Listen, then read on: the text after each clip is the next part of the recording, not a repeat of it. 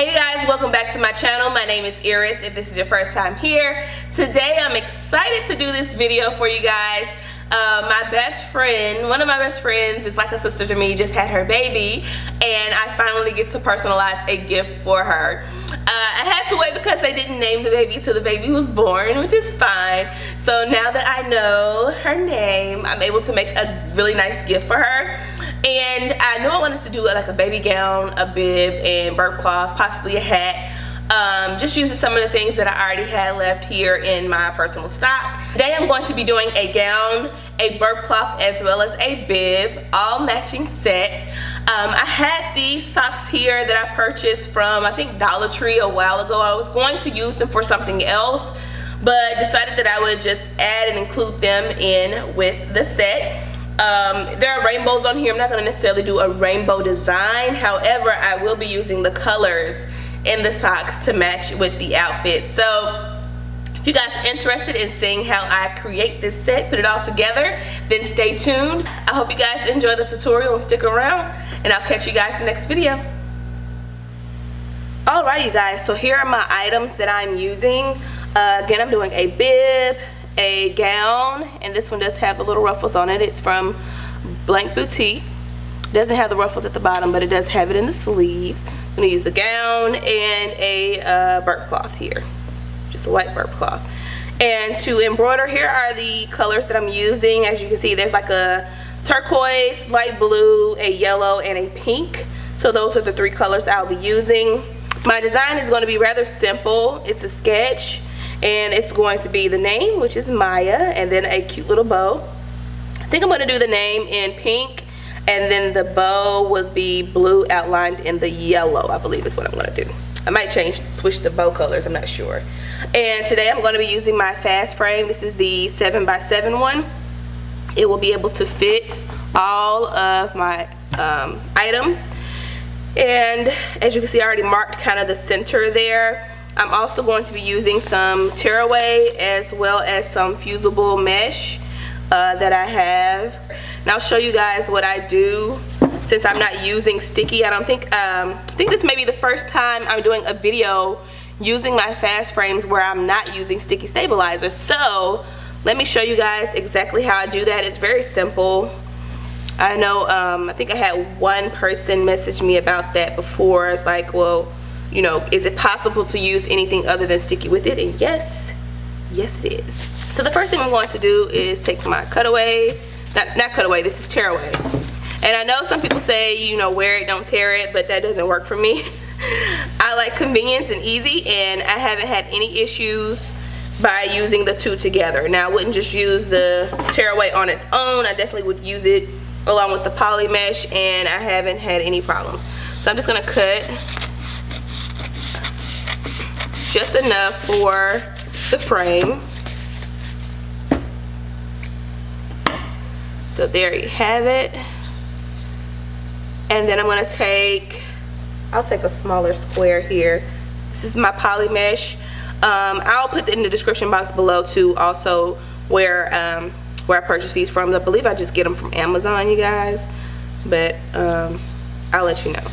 All right, so I'm just gonna put as you can see, the tearaway is at the bottom underneath, and then I put the fusible on top. It's not sticky, but I'm just making sure that it's inside the frame. And I'm just gonna fold this over like this, the excess, and I'm just gonna simply tape it down along the sides. That's all I'm going to do, you guys. Just tape it down, and I'm just gonna use some painter's tape that I had left over.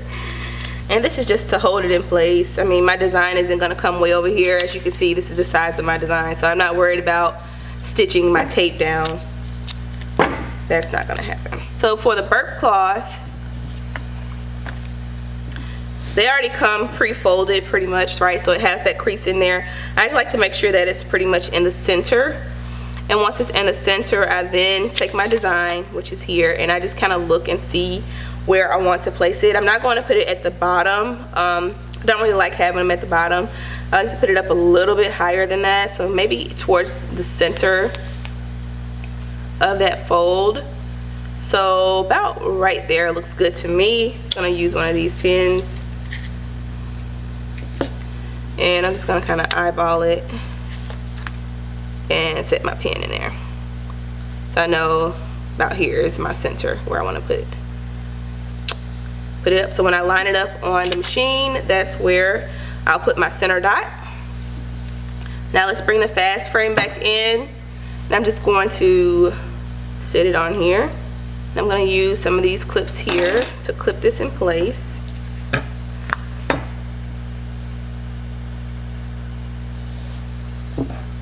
I'm just gonna fold it over just a little bit.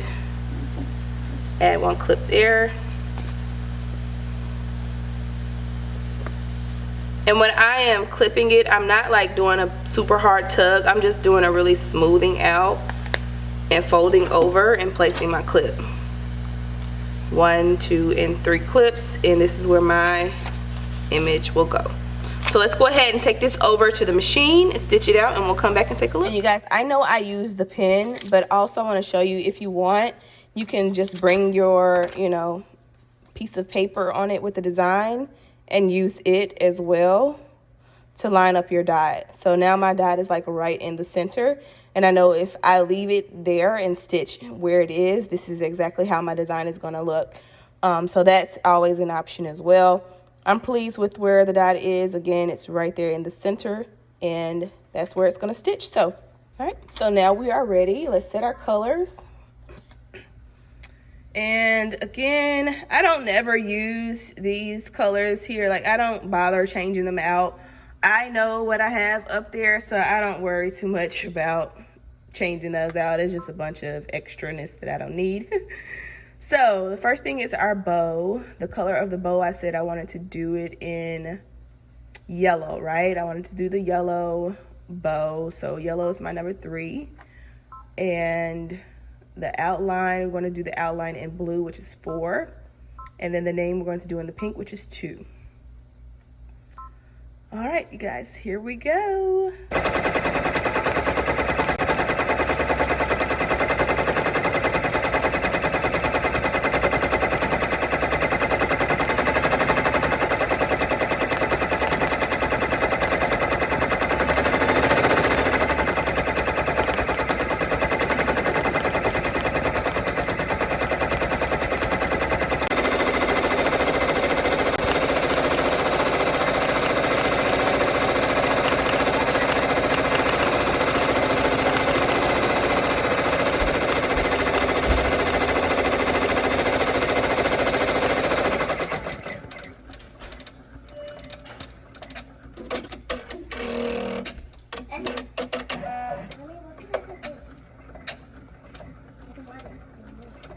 Take it downstairs, put it on the kitchen counter.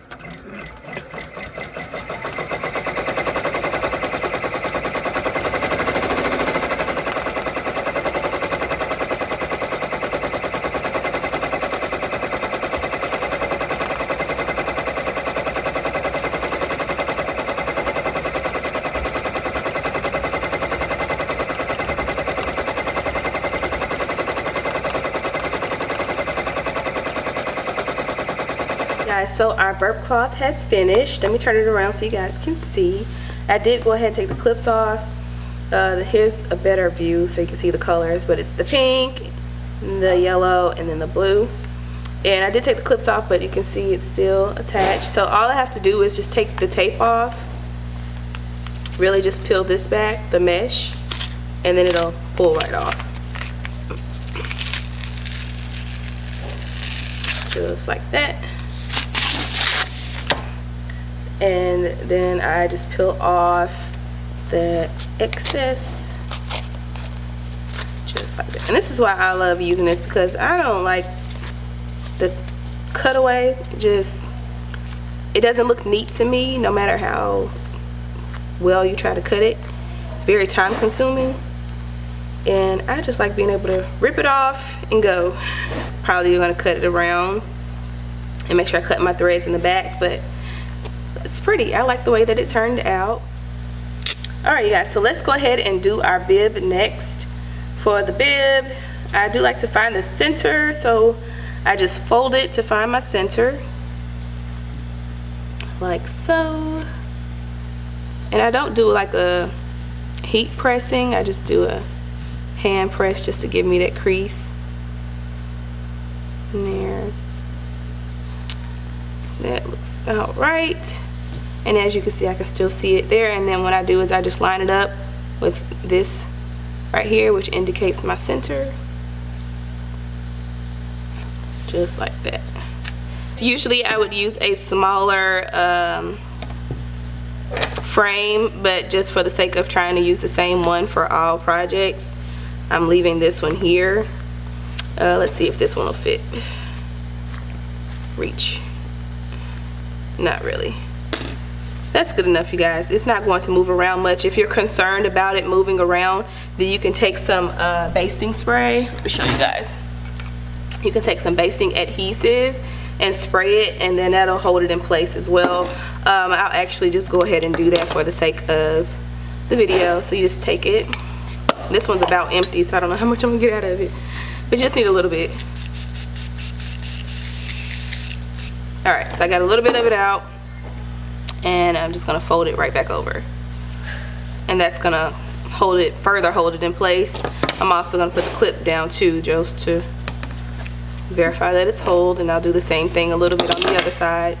Again, this is optional. As you can see, it's already sticking right there. This is just, you know, an optional way to hold it down without using clips. I'm just gonna line it up with my marking here. That's why I put that there. There's a little notch here in the metal, but it's hard to see, like this is covering it up. So having that line there actually helps a lot. This is what I'm gonna do under the machine. Line my dot up here, remove this, and let it stitch. Okay, you guys, so here is the bib, and it turned out great. I love that it's nice and in the center. Here's the bib and the burp cloth. Now we need to do the gown. So for baby gowns, I like to take my design maybe an inch, maybe inch and a half down, which will put us about right here. So I'm just gonna take my, I'll say my stencil, but it's just the image itself printed. I'm gonna take that and put it about right here. And that looks about right. And if you guys, this is just my kids playing. You hear all that noise in the background, they're having a good old time. Now, when it comes to gowns and shirts and things where my frame has to go underneath and inside of it, I do like to tape down my stencil. I keep calling it stencil. You guys know what I mean. I do tape down the design just so I know that it's not moving around and it's exactly where I need it to be. And I don't put a whole lot, just enough to keep it in place. And this is a zipper gown, so I'm gonna unzip it, make it easier for me to get my hoop in there. So let's get the hoop ready. This is a large one, but it will fit within there, so that's fine. And I'm actually gonna put it in upside down this way, because this is my larger opening. My larger opening needs to be in the back. And all I'm doing here, you guys, is just making sure that my image, once I slide this in, that my image is sitting on top of the frame and not anywhere where it's going to hit the metal when it starts to stitch. And I look for my marking, and I try to make that center. So I try to line up this center of my design line with the notch here, and that's pretty good. And if you want, you can of course put that basting spray down underneath here to hold the gown in place while it stitches. But I'm just gonna use some clips. So I'm gonna clip here at the top, keep that there, and then on the sides.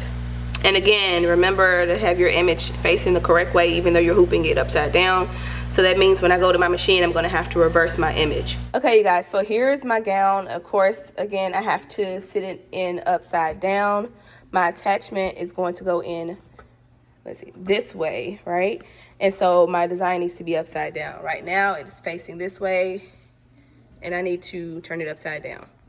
That's what I was talking about. Now, another thing I wanted to show you guys in this tutorial is how to use Tinder Touch. Tinder Touch is pretty much a soft backing that covers the stitch. I like to use that on baby products, not as much my kids products anymore, because I find it's a waste to use it on the kids. But for my babies who have, you know, the soft sensitive skin, the material will be rubbing up against them because they're constantly going to be picked up and played with and all of that. So you want to make sure that the inside is nice and soft against their skin. So I'm going to show you guys how I do that. Alright, so here's the Tender Touch that I was telling you guys about. This is the pack that it comes in. It's from Sulky as well. And you just take pieces of it. It does have a soft and a rough side, coarse side, shall I say. You're going to put the coarse side down and iron or press that out onto the back of your thread. You simply just cut out the cut out a piece the size that you need for whatever it is.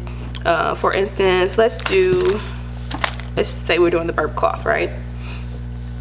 So let's take our burp cloth here, and let's cover the back. And so what you'll do is you'll just take a piece. Again, you want to fill it, and you want the coarse side to be the downside, right? Coarse side down.